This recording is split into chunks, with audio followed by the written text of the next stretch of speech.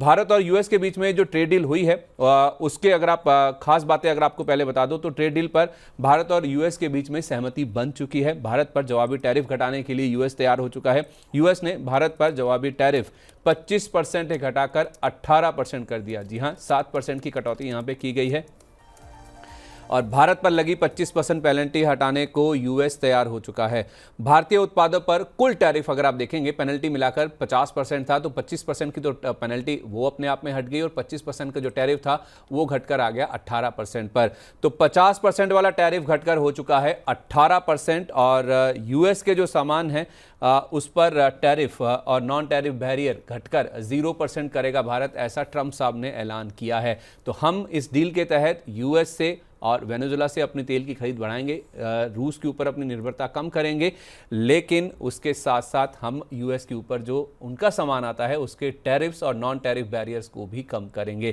तो एक ऐतिहासिक फैसला है और इसका किन सेक्टर्स के ऊपर असर देखने को मिलेगा ये हम आपके सामने रखने की कोशिश करेंगे और उसके साथ साथ कहाँ आपको खरीदारी करके चलनी चाहिए ये भी आपको बताएंगे। आज हमारे साथ कार्यक्रम में दो खास मेहमान जुड़ेंगे। हमारे साथ मार्केट एक्सपर्ट और एसआर वेल्थ के फाउंडर लोकेश सेठिया जी होंगे और उसके साथ साथ मार्केट एक्सपर्ट नीतिलेश पावस्कर जी भी हमारे साथ कार्यक्रम में शामिल होंगे। तो जल्दी से एक बार आप गिफ्ट निफ्टी देखिए और उसके साथ साथ ये जो डील हुई है उसकी कुछ खास बातें हैं जो हम आपके सामने रख रहे हैं। अगर आप कुछ पॉइंटर्स के जरिए दिखा पाएँ कि ये जो ऐतिहासिक फैसला हुआ है इसके पॉइंटर्स अगर आप दिखा पाएँ तो 50% वाला जो कुल टैरिफ है वो घटकर अब 18% पर पहुंचता हुआ दिखा है। चलिए इस बीच ग्लोबल संकेत पहले समझ लेते हैं। आज गिफ्ट निफ्टी आप देख लीजिए 26,175 का लेवल है। अब आपको यहां पे दिखेगा 26,175 का लेवल। 25,142 पर कल हम बंद हुए थे। 1000 पॉइंट से ज्यादा की रैली के इंडिकेशंस आप देखिए तो इंडियन मार्केट्स में साफ तौर पे देखने को मिल रहे हैं। तो जबरदस्त तेजी आज खुलते ही इंडियन मार्केट्स में देखने को मिलेगी। तो बहुत बड़ा गैप अप आज इंडियन मार्केट्स में होगा, एक बहुत बड़ा रिस्पाइट, बहुत बड़ी राहत है जो कि आज इंडियन मार्केट्स में आपको दिखेगी खुलने पर ही, क्योंकि इस डील के लिए हमने कम से कम नहीं तो 1 साल के आसपास का इंतजार किया है। तो 20 जनवरी को ट्रंप साहब की ताजपोशी हुई थी, उसके बाद पहला देश भारत ही था जिसने नेगोशिएशन शुरू की थी। हम सबसे जल्दी इनके पास पहुंचे थे बातचीत करने के लिए और 1 साल के आसपास का समय लग गया, लेकिन फाइनली ये डील हो गई है और उसका इंपैक्ट आप देखिए किस तरह से गिफ्ट निफ्टी में देखने को मिल रहा है। जल्दी से ग्लोबल संकेत समझ लेते हैं, फिर ये जो सारे सेक्टर्स हैं ना उसके ऊपर आपको बताएंगे कि किस तरह का इंपैक्ट आज इंडियन मार्केट्स में देखने को मिल सकता है। मेरे सहयोगी नरेंद्र मेरे साथ जुड़ चुके हैं, उनके पास चलते हैं और समझते हैं कि ग्लोबल संकेत किस तरह के हैं। भाई साहब, 1000 पॉइंट की रैली आज गिफ्ट निफ्टी दिखा रहा है। लोगों के पोर्टफोलियो तो आज उछल उछल कर सामने आएंगे, बड़े ग्रीन देखेंगे कैंडल्स आज, लेकिन ग्लोबल संकेत किस तरह के हैं नरेंद्र भाई?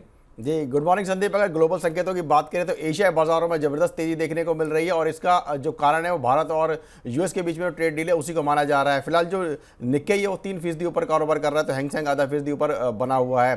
भारत ने रूस से तेल इंपोर्ट घटाने और वेनेजुएला और यूएस से जो है तेल इंपोर्ट बढ़ाने पर सहमत हो गया है, जिसके बाद जो है यूएस भी भारत से ट्रेड डील करने पर राजी हो गया। भारत के ऊपर जो रेसिप्रोकल टैरिफ थे उन्हें घटाकर 18% पर कर दिया गया है। इसके अलावा जो 25% की जो पेनल्टी थी उसे भी हटा दिया गया है। इसके अलावा यूएस के बाजार को अगर बात करते हैं, यूएस के बाजार कल 1% तक चढ़ करके बंद हुआ है। डाउ जोन्स 515 अंक उछल करके कल बंद हुआ है। वही डॉलर इंडेक्स में मजबूती देखने को मिल रही है और ये 97.48 के आसपास बना हुआ है।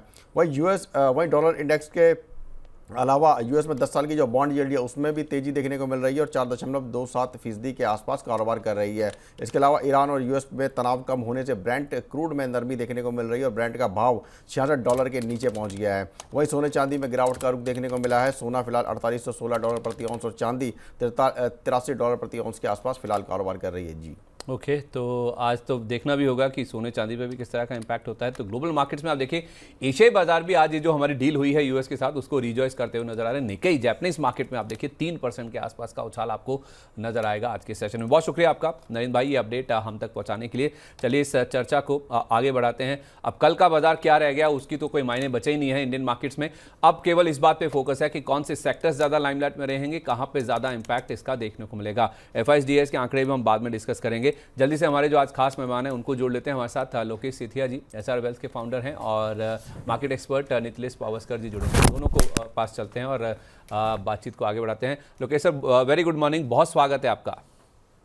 गुड मॉर्निंग सर, नमस्कार सर। उत्साह ही अलग दिख रहा है आज तो, मतलब इंडिया यूएस ट्रेड डील होगी, मच अवेटेड, 1 साल का लंबा इंतजार, उसके बाद फाइनली ये डील हो चुकी है और 25% की पेनल्टी भी हट गई और केवल हमारे ऊपर 18% के टैरिफ लगेंगे। तो 50% का जो एक बड़ा बोझ था हमारे सर के ऊपर, जो एक गठरी थी हमारे ऊपर कह सकते हैं ना, वो घटकर अब केवल 18% पर आ गई है। पहला रिएक्शन आपका सर? सर मैं बोल रहा हूँ, वर्ड नहीं है मेरे पास आप बोलने के लिए। पहली बार हुआ जो मैं कम बोल पा रहा हूँ, बट एक्चुअली सर जितना मैं खुश हूँ उतना ही थोड़ा सा दुखी भी हूँ। क्यों? दुखी का कारण मैं थोड़ी बाद में बताऊंगा, क्योंकि बहुत सारे ट्रेडर आज मरने वाले हैं।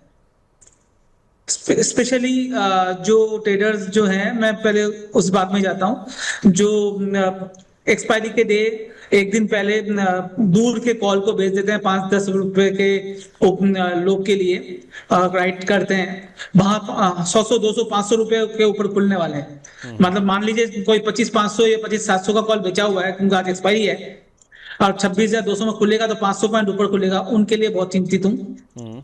अदरवाइज ये ट्रेड डील बहुत जल्दी नहीं हुआ, बट अब आ गया है।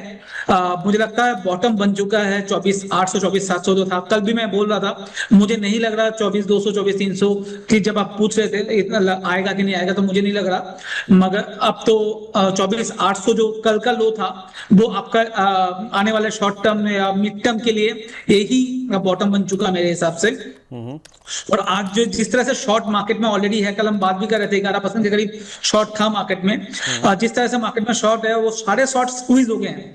अब ऊपर के लेवल पे जब 26,000 में खुलेगा मार्केट, थोड़ा सा आधा घंटा 15-20 मिनट के बाद ना सर 100-150 पॉइंट का शायद नीचे की तरफ दिखे मार्केट, उसके बाद जो शॉर्ट कवरिंग रैली आएगी, मुझे लगता है लाइफ टाइम हाई तो खुलेगा, जाएंगे 26,500 भी अगर आज हो जाए तो बड़ी बात नहीं होगी सर।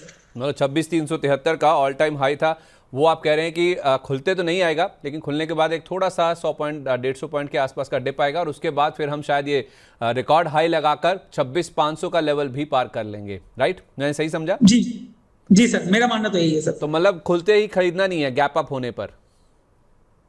नहीं, आज सर एंजॉय करें, आपके पोर्टफोलियो में जो लाल हुआ पड़ा हुआ है आज उसको एंजॉय करें। आज ज्यादा एक्साइटमेंट ना दिखाएं सारे स्टॉक्स में, कुछ ज्यादातर स्टॉक 5-10% ऊपर खुलेगा। टेक्सटाइल के हम कुछ दिन से बात कर रहे थे, टेक्सटाइल में ऑलमोस्ट 15 से 20% के सर्किट में खुलेंगे, जो जिसका सर्किट है वहां खुल सकते हैं। तो आज आपका पोर्टफोलियो ग्रीन होते हुए देखें। नया बाई करना बहुत रिस्की काम होगा, क्योंकि बहुत ऊपर खुलेगा सर। रिस्की तो नहीं होगा, बट बोलना बहुत मुश्किल होगा जब 15% 10% कोई स्टॉक ऊपर खुल रहा है, वहां स्टॉप लॉस कहां लगाएंगे आप? ठीक है, मैं सारे सेक्टर्स की बातचीत करता हूं सर। एक बार नितिलेश सर के पास भी चलते हैं। नितिलेश जी, बहुत स्वागत है सर आपका। Very good morning. Good morning sir. तो सर, ये ट्रेडर्स वाला जो एक पॉइंट लोकेश जी ने उठाया है, आपकी क्या राय है सर? ज़्यादा फोकस उनके ऊपर करें जो तेज़ी की पोजीशन लेकर बैठे हैं, या फिर जो मंदी की पोजीशन में फंसे होंगे, जिनके स्टॉप लॉस ट्रिगर भी होंगे, और कहाँ ऊपर खुलेंगे जाके आपके जो कॉल्स हैं और पुट्स के वैल्यूज किस तरह से इरोड होंगे? तो आपका क्या मानना है सर, ये जो ट्रेड डील का अनाउंसमेंट हुआ है उसका क्या असर आज भारतीय बाजारों में होगा? देखो, कल जनरली अगर हम लोग देखेंगे तो मैंने परसों के दिन ये मेरे शॉर्ट्स कट कर लिए थे, लेकिन जैसे ही ट्रेड डील का अनाउंसमेंट हो गया तो मेरे माइंड में एक सवाल आ गया कि मैं 90% ऑफ द टाइम मार्केट में शॉर्ट रहता हूँ, हर दिन कुछ ना कुछ कैरी करके देखता हूँ, लेकिन भगवान की कृपा से कुछ शॉर्ट नहीं है, लॉन्ग ही है, जो भी है थोड़ा बहुत क्वांटिटी। तो मैं रात भर यही सोच रहा था कि सपोज अगर मैं मेरी इस सिचुएशन में फंसता तो किस हिसाब से मैं मार्केट को हैंडल करता। देखो, शॉर्ट ट्रेडर जो होता है वो बड़ा हीट होता है, उसमें काफी पेशेंस होते हैं।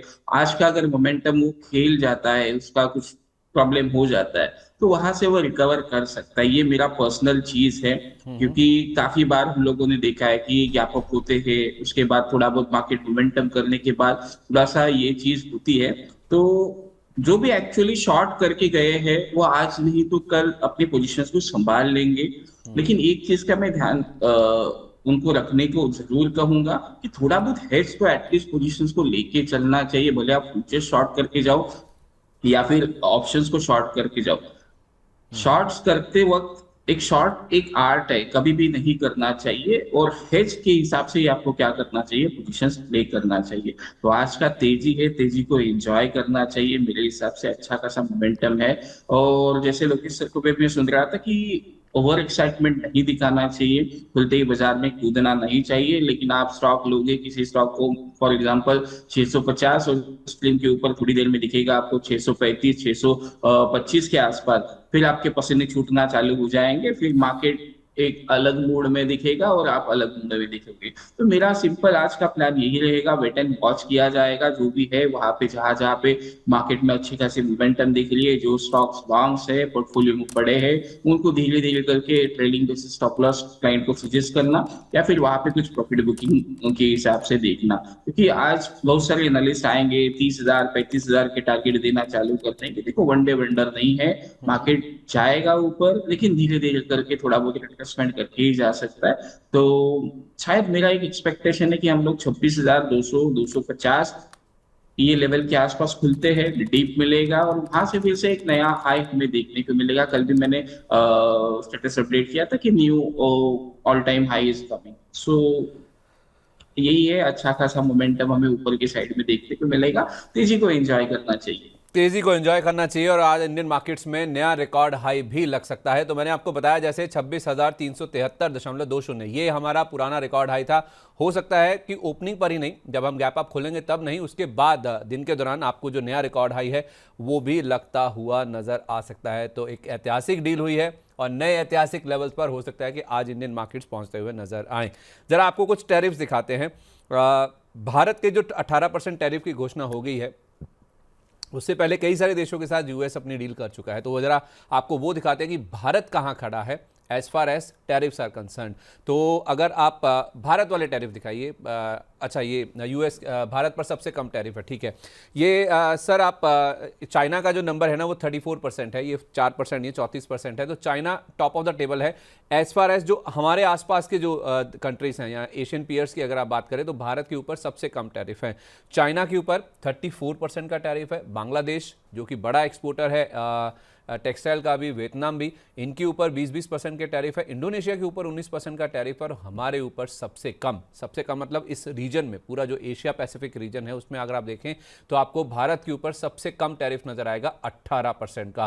तो लोकेश सर, ये जो नंबर आया है 18% का, ये पूरा एशिया से कंपेयर करें, बाकी जो हमारे पीयर्स हैं, जो कंपेटिटर्स हैं, जहां से यूएस को बड़ी मात्रा में एक्सपोर्ट्स होते हैं, उसके मुकाबले देखें तो भारत का नंबर काफ़ी कम है सर, सबसे कम है इनफैक्ट। तो ये कितनी बड़ी जीत है हमारे लिए, भले ही देर से आए दुरुस्त आए, कहना सही रहेगा? जी सर, एक्चुअली आप अगर ध्यान से देखो, हमने हार नहीं मानी, बाकी कंट्रीज ने हार माना और बहुत जल्दी जाके साइन कर लिए ट्रेड डील जहां पर वो कर सकते थे। और हमने पूरा एक साल इसलिए लगाया से हमें हमारे टर्म पे साइन करना था ट्रेड डील, और वही हमने किया है। मैं आपको सर एक दो डेटा और देने की कोशिश करूंगा इस जगह पे। तो आप अगर ध्यान से देखें ना, एक तो नेट अगर आप टैरिफ देखेंगे तो हमारा 15.5 बैठ रहा है। वो कैलकुलेशन हम आगे कभी बात कर लेंगे कैसे 15.5 आ रहा है, बट वो अभी नेट में 15.5% बैठ रहेगा। नंबर 2, जब ये ट्रेड डील अनाउंस हुआ था हमारा करेंसी 84 में था, आज 91 में है। ये ट्रेड डील के बाद ₹1 आज टाइट होगा, मुझे लगता है 88 89 में जाकर रुकेगा। तो यहाँ पर 4% का और हमें कुशन मिल चुका है। तो मोटा मोटा मेरे हिसाब से 10-11% के करीब ये ट्रेड डील बैठेगा हमारे लिए, ना कि 18। तो हमारे जो भी एक्सपोर्टर भाई हैं उनके लिए काफी अच्छा ये ट्रेड डील रहने वाला है। और आप अगर ध्यान से देखें ना, हुआ क्या है, कुछ दिन पहले मदर ऑफ ट्रेड डील था राइट यू के साथ, मुझे लगता है ये grand mother of trade deal हो गया है यूएस के साथ। एंड इसके अलावा यूएई, ऑस्ट्रेलिया, पूरी दुनिया सर इंडिया के साथ डील करना चाह रहा है।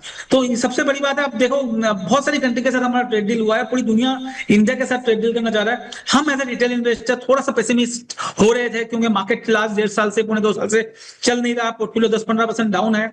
मुझे लगता है अब वो टाइम आ गया है जहां पर आपको वापिस जो पैसा साइडलाइन में था वो अब लगाने के लिए टाइम आ गया है। मार्केट में एक बड़ा मूव आने के लिए तैयार हो रहा है, नॉट टुडे, मैं पूरे साल की बात कर रहा हूं। जो मैंने कई बार टारगेट दिया है, आज नहीं बोलना चाहूंगा, बट कई बार वो टारगेट दिया है मैंने 30K का ही, बट मुझे लगता है वो भी आ जाएगा। लास्ट नॉट द लिस्ट, मैं जो ट्रेडर की बात कर रहा था, जो प्रॉफिटेबल ट्रेडर होते हैं सर, निखिलेश जी जैसे मैं जानता हूं उनको बहुत अच्छी तरह से बहुत अच्छा काम करते हैं, वो तो अपना पोजीशन हेज कर लेते हैं सर। मैक्सिमम जो रिटेल ट्रेडर है ना वो नहीं करते। प्रॉब्लम वहां पर है। एक अगर आप ध्यान से देखो ना, लास्ट 10 दिन में हुआ क्या है सर, पहला झटका लगा सिल्वर सेलर्स को, जब सिल्वर 2 लाख से 4 लाख गया। दूसरा धक्का लगा सिल्वर बायर्स को, जब 2 लाख से 2 लाख 20 आ गया सिल्वर। जब इक्विटी बेच के सब सिल्वर ले रहे थे, जब सिल्वर का बूम आ रहा था, 3.5 लाख 4 लाख में लिए, वहां ट्रेडर्स जो कमजोर ट्रेडर है वहां मरे। उसके बाद सर बजट के दिन पे 700-500 पॉइंट का निफ्टी और 2000 पॉइंट का बैंक निफ्टी में जो सेलर्स हैं या बायर्स हैं, दोनों साइड में ट्रेडर्स का हालत खराब हुई। और फिर आज के दिन पे अगर आप देखोगे तो ट्रेडर्स जो सही से प्लान करके नहीं करते ना सर, उनका मार्केट चलने के बाद भी पैसा नहीं बनेगा। तो वो बहुत इंपॉर्टेंट है, सीख के काम कीजिए। मैं यही बोलने की उस टाइम पे भी कोशिश कर रहा था। नितिलेश सर, आज क्या मिड कैप स्मॉल कैप में भी जो काफ़ी टाइम से लैकलस्टर हैं या फिर कंसोलिडेट कर रहे हैं या दबे कुचले से हुए हैं मान लीजिए, क्या उनमें वापस से आज जान आनी शुरू हो जाएगी? मिड कैप स्मॉल कैप भी पार्टिसिपेट करने लगेंगे? क्योंकि बड़ा सर ये सरदर्द था हमारे लिए, बड़ी चिंता थी जो कि दूर हो गई है।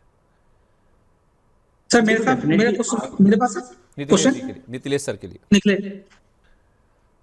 देखो, अगर हम लोग देखेंगे तो मैं आज के दिन के लिए नहीं, लेकिन आने वाले समय में जो व्यू होगा मेरा, वो मिड कैप और स्मॉल कैप के ऊपर थोड़ा सा पॉजिटिव ही व्यू रहेगा। मैंने मेरे क्लाइंट्स को बोला है कि जनवरी से लेके मार्च अपना वोलेटाइल ही रहने वाला है, उसके लिए आपको प्रिपेयर करना चाहिए। और मुझे लगता है कि आज का जो इम्पैक्ट है ट्रेड डील का, ठीक है, वन डे वंडर हो सकता है कि स्टॉक्स ऊपर खुलेंगे, लेकिन उसके बाद थोड़ा सा मार्केट मैच्योर होने के बाद 10 दिन 15 दिन उसके बाद जो रैली आएगी वो एक्चुअल में रैली रहेगी, और वहां पे स्टॉक्स हमें अच्छे खासे लेवल के ऊपर, हायर लेवल के ऊपर ट्रेड होते हुए हमें देखने को मिल सकते। आज फोमो में ज्यादा कुछ क्वांटिटी बाय ना करें, मार्केट को थोड़ा बहुत मैच्योर होने दीजिए, थोड़ा सा 4-5 दिन कैसे स्टॉक बिहेव करते हैं उसको देख लीजिए, और उसके बाद जो ब्रेकआउट आएगा वो एक्चुअल ब्रेकआउट होगा। क्योंकि फोमो में हर कोई बाय करना चाहेगा, लेकिन जो actual smart investor, smart trader, वो हड़बड़ाहट में नहीं, मार्केट में संभलने के बाद और जब एक्चुअल ट्रेंड स्टार्ट होगा उसके बाद ही वहां पे क्या करेगा, इन्वेस्ट करेगा। मार्केट अच्छा खासा मोमेंटम दिखा रहा है, कुछ ये करने की जरूरत नहीं है, लेकिन क्वांटिटी अपनी उतनी ही रखो जितना आप झेल सके। ठीक है, क्वांटिटी उतनी रखें जितनी आप झेल सकते हैं। तो no doubt mid cap small cap भी अब पार्टिसिपेट करने लगेंगे, लेकिन ध्यान ये रखना है आपको कि क्वांटिटी आप सही से ऐसी लेके चलें जो आप मैनेज कर सकें, इस तरह से आपको ट्रेड करना चाहिए। तो मिड कैप स्मॉल कैप के लिए भी दिन काफ़ी अच्छा हो सकता है। मैं ना जल्दी से लोकेश सर आपको सारे आंकड़े दिखा देता हूँ FIs DIs वाले, फिर हम आगे बढ़ते हैं और जल्दी से मैं आपको बताना चाहूँगा कि कौन से सेक्टर्स हैं जो कि ज़्यादा इंपैक्ट हो सकते हैं। FIs ने कल भी 1832 करोड़ रुपए की बिकवाली की है। कल DIs ने 2 दिन की बिकवाली के बाद हाथ रोका है अपना और फिर से खरीदारी की है करीब 2500 करोड़ रुपए के आसपास की। अब नेट आप देखेंगे तो आपको FIs का जो फिगर है 2 दिन का वो आपको बिकवाली का दिखेगा, करीब 2500 करोड़ रुपए के आसपास की बिकवाली उनकी ओर से हो चुकी है। कल वायदा बाजार में आप देखेंगे तो अच्छी खरीदारी हुई है FIs की ओर से, 886 करोड़ रुपए की उन्होंने इंडेक्स फ्यूचर्स खरीदे। इंडेक्स ऑप्शंस में 4000 करोड़ रुपए से ज़्यादा खरीदारी और स्टॉक फ्यूचर्स में भी 1236 करोड़ रुपए की खरीदारी हुई। केवल स्टॉक ऑप्शंस उन्होंने बेचे हैं 5744 करोड़ रुपए की खरीदारी नेट हुई है और 12% के आसपास उनके जो लॉन्ग रेशो हैं FIs के वो हमने कल बनते हुए देखे हैं। कल हमारा रुपया भी 47 पैसे के आसपास मजबूत हुआ। एक बार लॉन्ग शॉर्ट रेशो भी दिखा दीजिए, फिर रुपए की बातचीत करते हैं। तो कल हमारा रुपया भी आप देखेंगे सर तो 47 पैसे के आसपास मजबूत होता हुआ दिखा है और शुक्रवार को जहां हम 91-98 पे बंद हुए थे, 91-51 के आसपास हम जाकर सेटल होते हुए दिखे हैं। तो ऑलमोस्ट 91.5 का लेवल है जहां पर हम जाकर अभी खड़े हुए हैं। तो ये स्थिति होगी FIs DIs की। हालांकि ये मायने नहीं रखते, आज तो पूरी तरह से ट्रेड डील का ही जो असर है वो देखने को मिलेगा। तो टेक्सटाइल सेक्टर सर, मैं सबसे पहले इसी के साथ शुरुआत करना चाहूँगा। इस ट्रेड डील की जहाँ तक बात है तो टेक्सटाइल सेक्टर का बड़ा योगदान है। जहाँ तक इंडिया की बात है, यूएस के एक्सपोर्ट्स में अगर आप देखें तो भारत का कुछ 28% के आसपास का टोटल कंट्रीब्यूशन है। जो यूएस में जितना भी सामान इंपोर्ट होता है उसमें भारत आप देखेंगे तो 28% के आसपास कंट्रीब्यूट करता है। उसमें गारमेंट्स आप देखेंगे, गारमेंट एक्सपोर्ट 490 करोड़ रुपए है। वैसे नेट देखें तो कुछ 1000 करोड़ रुपए के आसपास का एक्सपोर्ट होता है भारत से और उसमें होम टेक्सटाइल का करीब 390 करोड़ रुपए का योगदान है। होम टेक्सटाइल में 60% बेडशीट है और 43% आप देखेंगे तो टेरी टॉवल का हिस्सा भी आता है। तो उस हिसाब से देखें तो टेक्सटाइल अगर आप ओवरऑल देखेंगे सर तो कुछ कंपनियां हैं जो मैं आपके सामने रखना चाह रहा हूं जिनका एक्सपोर्ट का काफ़ी बड़ा हिस्सा आता है। इसमें आप देखेंगे तो SP अपैरल्स है, गोकुलदास एक्सपोर्ट्स है, नितिन स्पिनर्स हैं, वर्धमान टेक्सटाइल है और नाहर स्पिनिंग है। इनके आप देखेंगे तो आय में एक्सपोर्ट का हिस्सा काफी बड़ा है। तो आज तक सबसे पहले लोकेश सर, टेक्सटाइल ही है जो कि सबसे ज्यादा इंपैक्ट या फिर पॉजिटिव साइड पर खुलता हुआ दिखेगा, क्योंकि भारत से कुछ $9 बिलियन के आसपास का एक्सपोर्ट होता है सर यूएस को। तो उस हिसाब से आपके जहन में कौन सी कंपनी जो सबसे ज्यादा इंपैक्ट हो सकती है? केपीआर मिल एक बार आपने कई बार वैसे हाईलाइट की है सर। सबसे अच्छी कंपनी की अगर बात करूं तो वो तो केपीआर मिल है। आप केपीआर मिल को देख सकते हैं, वो बहुत अच्छा कर सकती है आने वाले टाइम पे भी और अभी भी। अच्छा खासा करेक्शन हो चुका है स्टॉक में। सब 1300 रुपए से 850 रुपया 60 रुपया है चल रहा था कल तक। आज तो कहाँ खुलेगा बोलना मुश्किल है, मगर ये स्टॉक आपको देखना चाहिए अगर अच्छी कंपनी क्वालिटी में आपको जाना है उस केस में। दूसरा स्टॉक सर गोकुलदास एक्सपोर्ट आप देख सकते हो, वो काफी अच्छा कर रहा है। गोकुलदास एक्सपोर्ट में खोल लेता हूं उसके साथ में।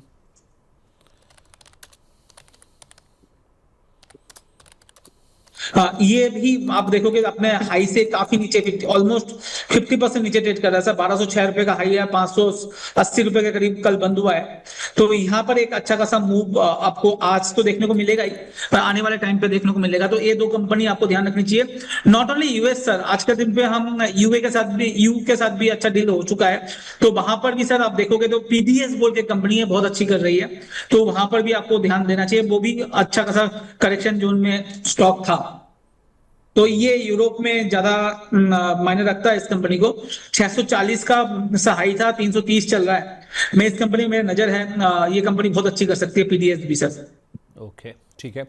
नितिलेश सर, आपकी कौन से एक्सपोर्ट ओरिएंटेड स्टॉक्स पर या फिर टेक्सटाइल स्टॉक पर नजर है, क्योंकि यही एक सेक्टर है जो कि सबसे ज्यादा पॉजिटिवली इंपैक्ट होगा इस डील से? देखो, मैं दो स्टॉक्स मुझे पसंद आ रहे हैं। पहला है गोकुलदास एक्सपोर्ट का, काफी लोअर लेवल के आसपास खड़ा है, अच्छे लेवल्स भी है। वीकली चार्ट्स के ऊपर अगर हम लोग लेवल्स को देखेंगे तो एक रेंज होगा 650 से लेके 680 वाला। इस रेंज को किस हिसाब से मार्केट ब्रेकआउट कर देता है, पिछला जो ब्रेकडाउन था उसके ऊपर अगर ये निकलता है तो यहाँ से एक मोमेंटम पिकअप हो सकता है स्टॉक में। तो मैं आज का दिन का तो अवॉइड करूंगा, लेकिन 650 680 ये लेवल को मैं क्लोजली ट्रैक कर रहा हूँ। इसके ऊपर निकलता है तो 620 का एक स्टॉप लॉस लगा के इसमें मैं पोजिशनल बेसिस के ऊपर लॉन्ग जाना पसंद करूंगा, और थोड़ा सा आउट ऑफ द बॉक्स में जाना पसंद करूंगा ट्राइडेंट के ऊपर।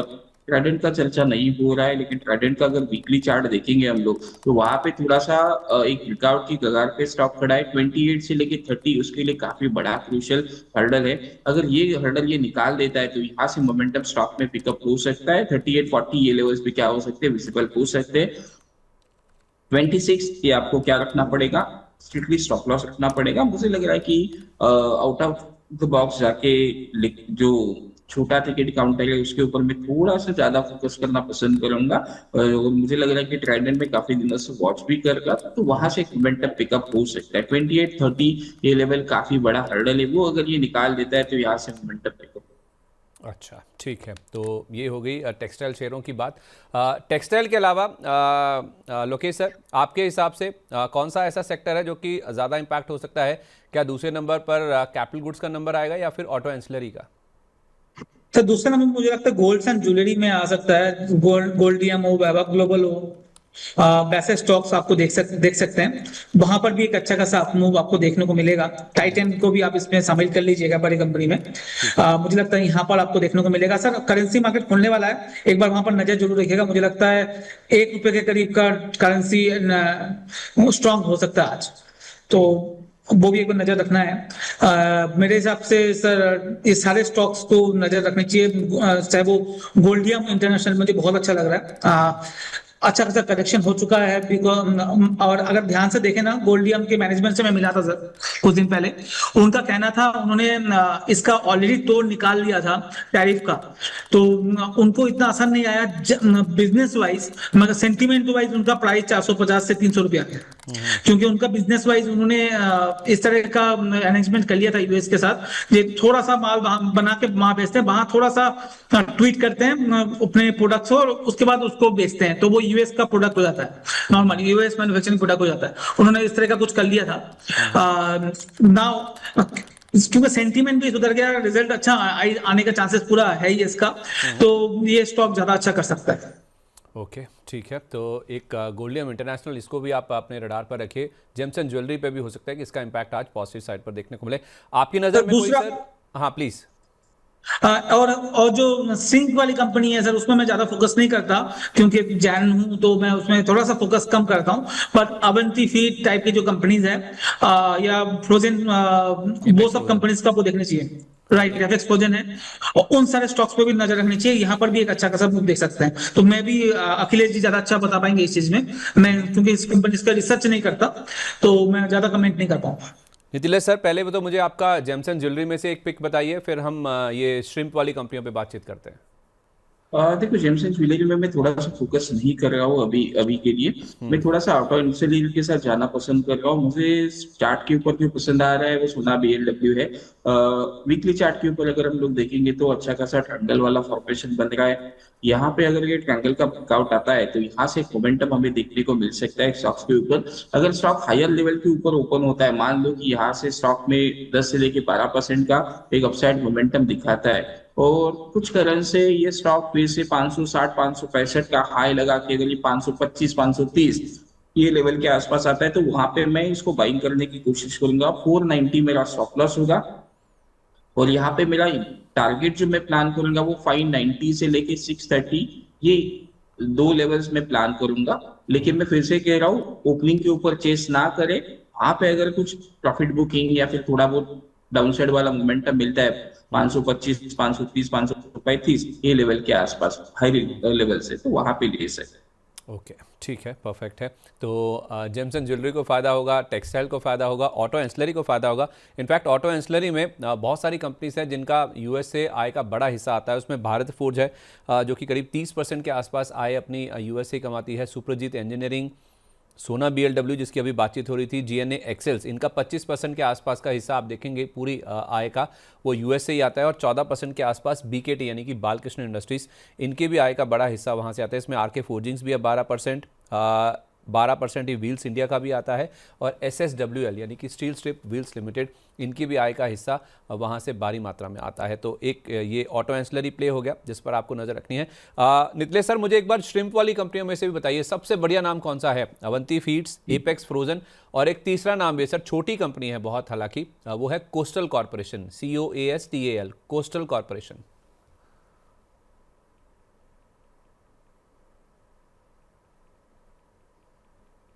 स्पेलिंग बोलोगे एक बार?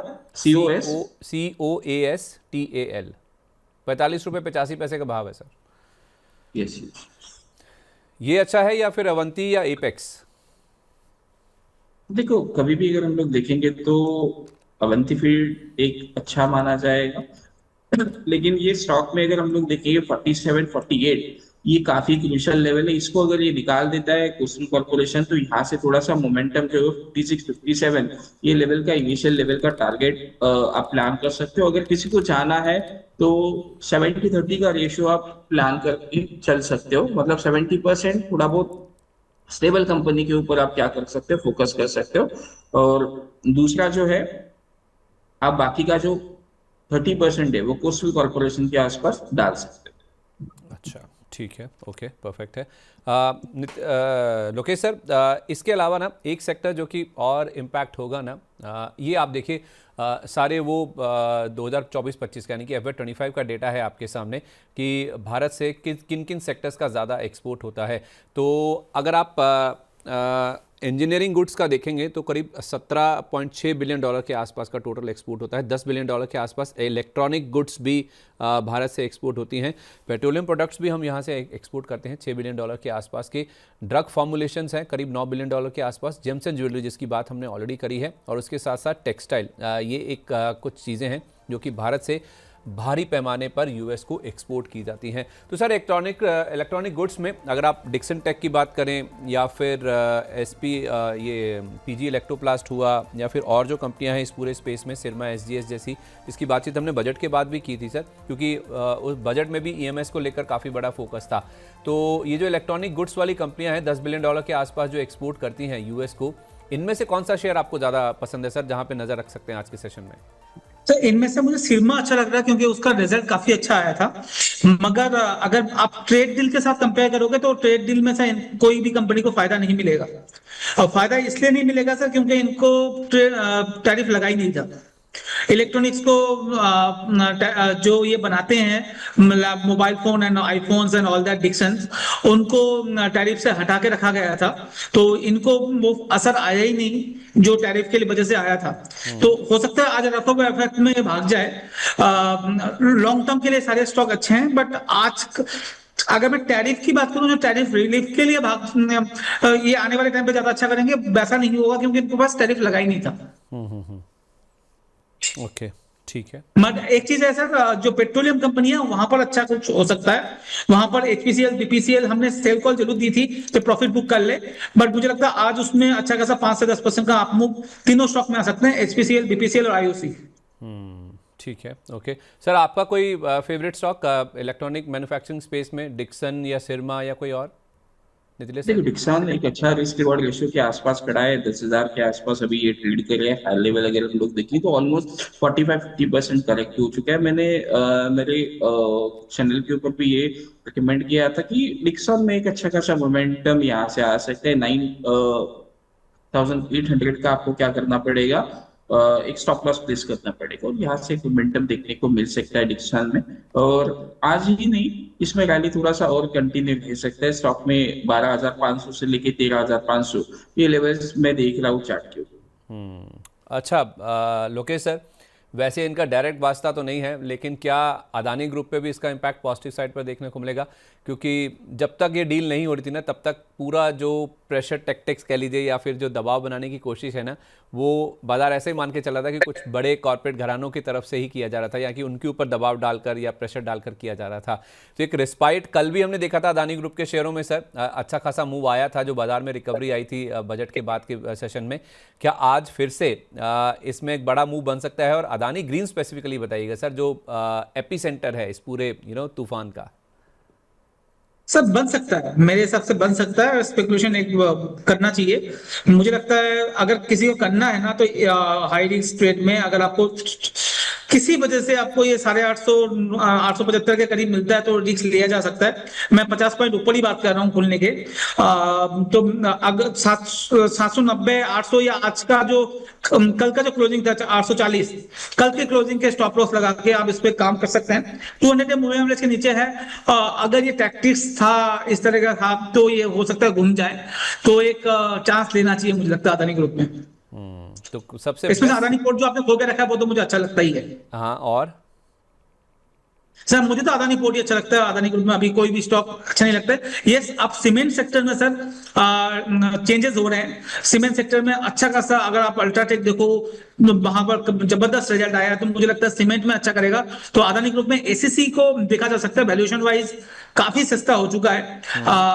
और साथ में अगर अदानी ग्रुप के स्टॉक चलें और उसके बाद सस्ता स्टॉक मिले, वैल्यूएशन वाइज काफी सस्ता, और वो सेक्टर भी अच्छा करने लग गया है, तो मुझे लगता है एसीसी पे ध्यान रखना चाहिए। एसीसी हो सकता है एक ब्लैक हॉर्स जिसको बोलते हैं नॉर्मली, वो बन सकता है 2026 का। अच्छा, केमिकल स्पेस में सर देखा जाए, नितिलेश सर एक बार मुझे ना ये कुछ स्टॉक्स बताइएगा जो कि ज़्यादा इम्पैक्ट हो सकते हैं। मैं भी आपके सामने एक लिस्ट रखता हूँ, आप भी बताइएगा चार्ट वाइज कौन से ज़्यादा बेटर आपको लग रहे हैं। क्योंकि भारत से अगर आप देखेंगे ना, तो केमिकल्स का ऑलमोस्ट $4 बिलियन के आसपास का हर साल एक्सपोर्ट होता है।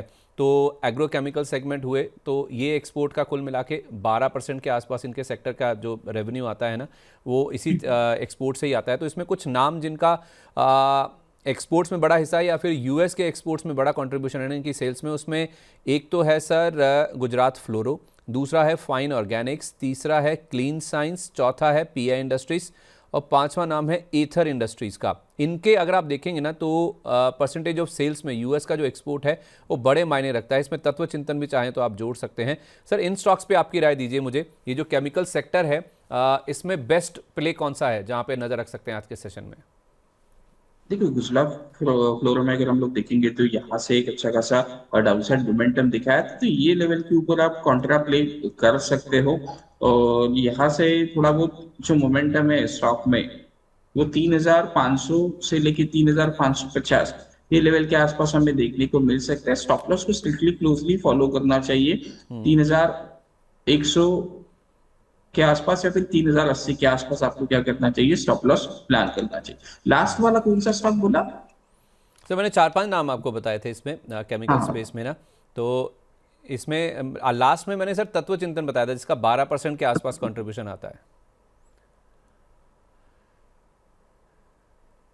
ओके, तत्व चिंतन फार्मा।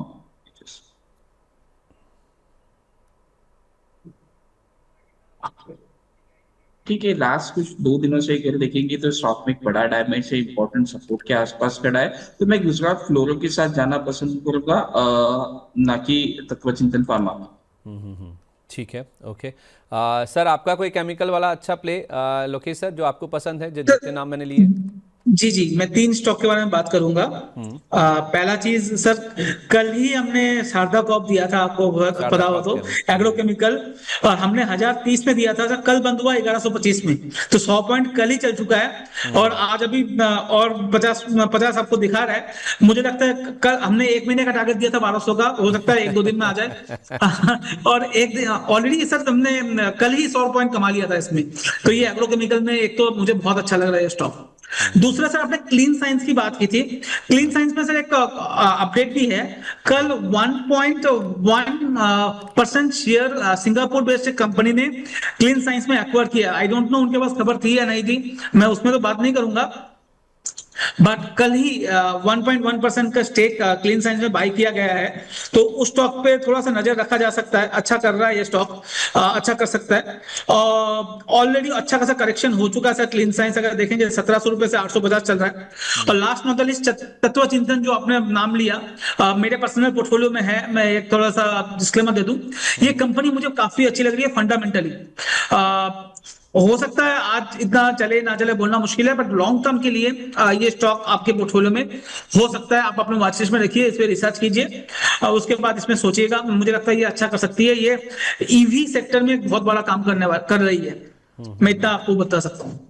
अच्छा, ठीक है। 2 और एस्पेक्ट है जो कि मुझे समझने हैं, बाजार खुल जाए उससे पहले। एक बार ना निफ्टी दिखा दीजिए, सेटल हुआ है ना, जो 9-7 पे प्राइस सेटल हो जाता है। जैसे मैं आपको कह रहा था 1000 पॉइंट का एक बड़ा गैप अप हो सकता है, 1000 से भी ज्यादा 1200 पॉइंट के बड़े गैप अप के साथ 4.5% से ज्यादा की मजबूती, ऑलमोस्ट 5% के गेन के साथ इंडियन मार्केट्स में आज आप देखिए शुरुआत हो सकती है। तो क्या बजट, क्या कोई EU इंडिया FTA की बात करें आप, मदर ऑफ ऑल डील्स के भी ऊपर, grand mother of all deals. Sir मैं तो कह रहा था कि डैडी ऑफ ऑल डील्स कहना चाहिए इसको, तो मतलब जैसे ट्रम्प साहब कह भी रहे थे, तो उस हिसाब से सर 25,308, तो 25,373 ज़्यादा दूर नहीं है जो हमारा रिकॉर्ड हाई लेवल है। तो आज तो ऑलमोस्ट रिकॉर्ड हाई लेवल्स लग जाएंगे। सर मेरे सामने जो स्क्रीन है ना सर, ये निफ्टी का तो लेवल आप देख ही रहे हैं। ये 5 स्टॉक हैं सर मेरे सामने, 6 स्टॉक इनफैक्ट, जो कि टेक्सटाइल से या फिर ये श्रिम्प से जुड़े हुए हैं, जिनमें 20% का सर्किट मुझे दिख रहा है प्री ओपन में ही। KPR मिल दिखाइए, अवंती फीड्स दिखाइए, इंडोकाउंट दिखाइए, गोकुलदास एक्सपोर्ट दिखाइए, एपेक्स फ्रोजन दिखाइए और वेल्सपन लिविंग दिखाइए। सब में सर 20-20% के सर्किट लगे हुए हैं। अब सर इनमें हो तो कुछ भी नहीं सकता, सर्किट लग गए, 20-20% के कैश सेगमेंट वाले स्टॉक्स हैं। अब रणनीति क्या होनी चाहिए सर? इतने बड़े बड़े सर्किट जो दिखेंगे इनमें 20-20% के, उसके बाद क्या करना है? KPR mill, Avanti feeds, Indocount, Gokaldas, Apex frozen, Welspun living, सब सर्किट पे हैं सर। सर ये तो आज होना ही था, मैंने स्टार्टिंग में बोला था, आप कर कुछ नहीं सकते, आज तो सिर्फ एंजॉय करना है। जो आपके स्क्रीन पे आपके सिस्टम, आपके जो स्टॉक्स हैं वो ही आपको रखे हैं, और उसमें जो ग्रीन हो रहा है वो आपको देखना है। बट यस, अब आपको एक्सपोर्ट ओरिएंटेड जो स्टॉक्स है वहां पर भी ध्यान थोड़ा थोड़ा बनाना चाहिए। आज नहीं, कल नहीं, बट इस वीक को एक बार सेटल डाउन होने दे, पूरा न्यूज को सेटल डाउन होने दे। बट ये एक दिन के लिए मूव नहीं है। ये जो चेंजेस हो रहा है ये 5-10 साल के लिए बहुत बड़ा चेंजेस हो रहा है, क्योंकि टेक्सटाइल इंडस्ट्री अगर देखेंगे सर 30 साल से नहीं चला इंडिया में। 30 इयर्स का लोअर डाउन साइकिल इस सेक्टर में दिखा है, कभी आउट परफॉर्मेंस नहीं दिखाया। नंबर 2, अब क्या हुआ है सर, हम ऑलमोस्ट 12-13 कंट्री के साथ ट्रेड डील कर दिए हैं। उसमें 2 सबसे बड़ी कंट्री यू और जो हम मदर ऑफ ट्रेड डील बोले, और grand mother of trade deal US के साथ हो गया, करेक्ट। अब और साथ में जो ट्रेड डील हुआ है वो हमारे जो एशियन पीयर्स हैं जो टेक्सटाइल बिजनेस करते हैं यूएस के साथ और यूरोप के साथ, उनको बहुत ज्यादा टेंशन है, क्योंकि उनसे सस्ते वैल्यूएशन में हमने, सस्ते रेट पे हमने किया है। तो हमारा मार्केट शेयर अब आने वाले टाइम पे काफी बढ़ सकता है, उस पर ध्यान रखना चाहिए। तो नॉट ओनली आजकल तो आपको मिस हो ही जाएगा, उसको छोड़ दीजिए, पर धीरे धीरे अच्छे कैटेगरी के जितने भी स्टॉक्स हैं, स्पेशली इन टेक्सटाइल, आपको मेरे हिसाब से 5 से 8-10% आपके पोर्टफोलियो का अब हिस्सा बनना चाहिए फॉर 2 to 3 years।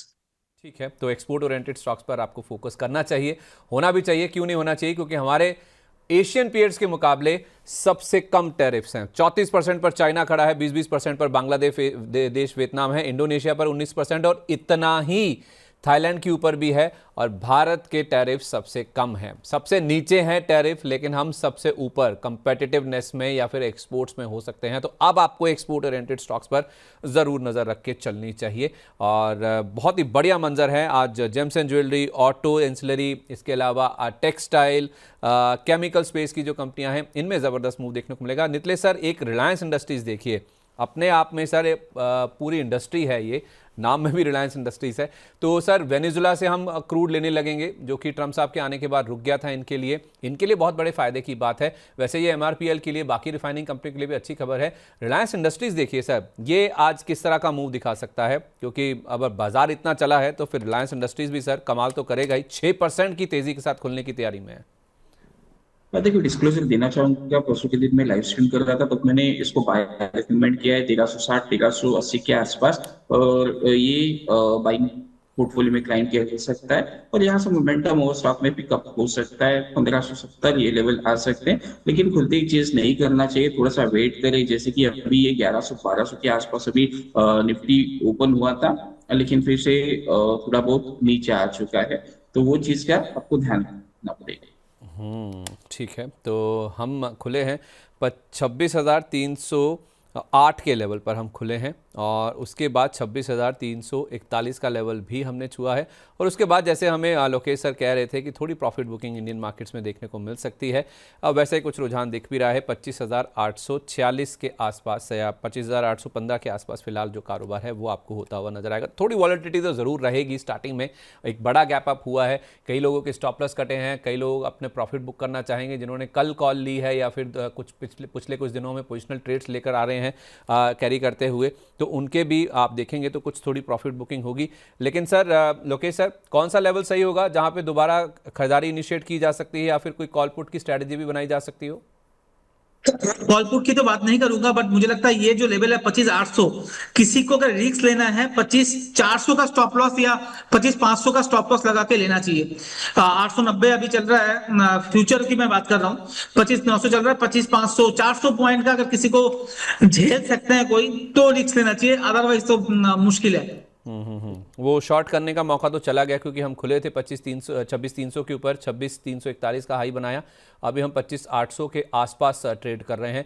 तो हायर लेवल से करीब 500 550 पॉइंट के आसपास का फॉल भी हमने देख लिया। उसके बावजूद आप देखिए तो अच्छी खासी 700 अंकों के आसपास की बढ़त के साथ हम अभी भी कारोबार कर रहे हैं। इसलिए सर, आपका व्यू मार्केट पर, निफ्टी, बैंक निफ्टी पर अभी क्या स्ट्रैटेजी होनी चाहिए? मेरा स्ट्रेटेजी सिंपल है, मैं कुछ नहीं करूंगा, मैं वेट करूंगा। मैंने अभी जस्ट क्लाइंट को जस्ट मैसेज करो, आज कुछ नहीं, जस्ट प्रॉफिट बुकिंग करो, और पोर्टफोलियो में जो भी है वो धीरे धीरे करके खाली करके जाओ। मैं खाली इन द सेंस 20-30%, क्योंकि देखो प्रॉफिट के लिए आप काम करते हो और अच्छे खासे मोमेंटम के ऊपर स्टॉक अगर ओपन हो रहे हैं, तो कुछ ना कुछ घर पे लेके भी जाना चाहिए। नहीं तो ऐसा ना हो जाए कि ये हाथ आया पर मुंह ना लगा, वो वाला सिचुएशन नहीं होना चाहिए। तो मैं हमेशा प्रॉफिट बुकिंग की तरफ ध्यान दें। तो आप कह रहे हैं कि जहां जहां मुनाफा बन रहा है थोड़ा थोड़ा लेना चाहिए? ऑब्वियसली 20-30%। मेरा क्लाइंट को सुबह ये मैसेज चला गया था कि 20-30% प्रॉफिट बुक कर लीजिए, बाकी का जो है वो ट्रेडिंग बेसिस का स्टॉप लॉस लगा के लीजिए। क्या पता कल क्या हो, कुछ अगर उल्टा न्यूज आता तो आज हम लोग रो रहे होते, 5% डाउन वाला चीज रहता, तो वो सिचुएशन है। तो इस हिसाब से प्रॉफिट बुकिंग हमेशा ही करते रहनी चाहिए मार्केट। हाँ ठीक है, मैं डरा नहीं रहा। मतलब मेरा भी एक व्यू है सर, जिन जिन देशों ने ट्रम्प साहब के साथ, यूएस के साथ डील करी है, ऐसा नहीं हुआ कि ये 18% जैसा हमारा नंबर आ गया 18% का। ईयू के साथ भी डील जो हुई थी, 10% की टैरिफ लगाने की बात की गई थी, वो टैरिफ कभी भी बदल जाता है या कभी भी धमकियां फिर से ट्रम्प साहब देने लगते हैं। तो ऐसा नहीं है कि ये 18% वाली डील हो गई। मैं प्रे करता हूं कि ऐसा हो, लेकिन मान के नहीं चलना चाहिए, क्योंकि ट्रम्प साहब की फितरत ऐसी है, ट्रम्प साहब की नेचर ऐसी है कि वो कभी भी बदल जाते हैं, पलट जाते हैं, और अपनी बात से कहे हुए किसी भी डील से भी, क्योंकि उनको अगर कोई भी बात नहीं पसंद आती तो दोबारा टैरिफ बढ़ाने के ऊपर भी बातचीत कर देते हैं, जैसा हमने ईयू के केस में देखा भी है, चाइना के केस में भी देखा है। बहुत शुक्रिया आपका नितिले सर, आज अपना कीमती समय देने के लिए, इतने इंपॉर्टेंट दिन पर। जितने भी स्टॉक्स को लेकर बातचीत हुई है सर, कोई डिस्क्लेमर? देखो जो भी स्टॉक डिस्कस हुए, एक वेंटू का पोजीशन रह सकता है। मेरा पर्सनल कोई भी होल्डिंग नहीं है। इंडेक्स में कभी कभार मैं ट्रेड करता हूँ, तो इंडेक्स में मेरा पोजीशन आने वाले समय में रख सकता हूँ। चलिए, बहुत शुक्रिया आपका sir, thank you so much. Lokesh sir, मैं कुछ स्टॉक्स आपके सामने रखना चाह रहा हूं। जैसे मैं आपको कह भी रहा था कि 20-20% के सर्किट पे खुले हैं, तो उनमें आप देखेंगे तो केपीआर मिल अभी भी 20% का सर्किट है। इंडो काउंट दिखाइए एक बार, इंडो काउंट में भी आपको 20% के ऊपरी सर्किट दिखेगा। गोकुलदास एक्सपोर्ट्स, इसको भी देख लीजिए एक बार, और वाटर बेस, ये कुछ स्टॉक्स हैं जो कि श्रिम्प से जुड़े हुए या फिर एक्सपोर्ट से जुड़े हुए या फिर टेक्सटाइल कारोबार में है, जिनमें ज़बरदस्त मूव आज के सेशन में दिख रहा है। तो इंडो काउंट में 20% का सर्किट अभी भी बरकरार है। केपीआर मिल, गोकुलदास एक्सपोर्ट्स, वाटर बेस, इनमें आप देखेंगे तो जबरदस्त मूव बनता हुआ दिख रहा है। अब हुआ कैसा, अवंती फीड्स और वेल्सपन लिविंग, इनको एक बार दिखाइए। इनके सर्किट खुले हैं सर, 20% का सर्किट इसमें भी लगा था, लेकिन सर्किट खुला है अवंती फीड्स का भी और वेल्सपन लिविंग का भी। सर ये मौका है इनसे निकल जाने का, क्योंकि सर्किट खुल रहे हैं, दैट मीन्स प्रॉफिट बुकिंग हावी हो रही है। हाँ, ये स्टॉक जिसके पास पहले से है वो प्रॉफिट बुक कर सकते हैं। जिनको लेना है थोड़ा सा इंतजार करें। अगर अवंती फीड की बात करूं तो 860 870 मिलता है, तो उसमें ध्यान रखा जा सकता है। सर एक दो स्टॉक और ऐड कर दूं सर, गोल्डियम इंटरनेशनल में सर्किट लग गया है, काइटेक्स में सर्किट लग गया है सर।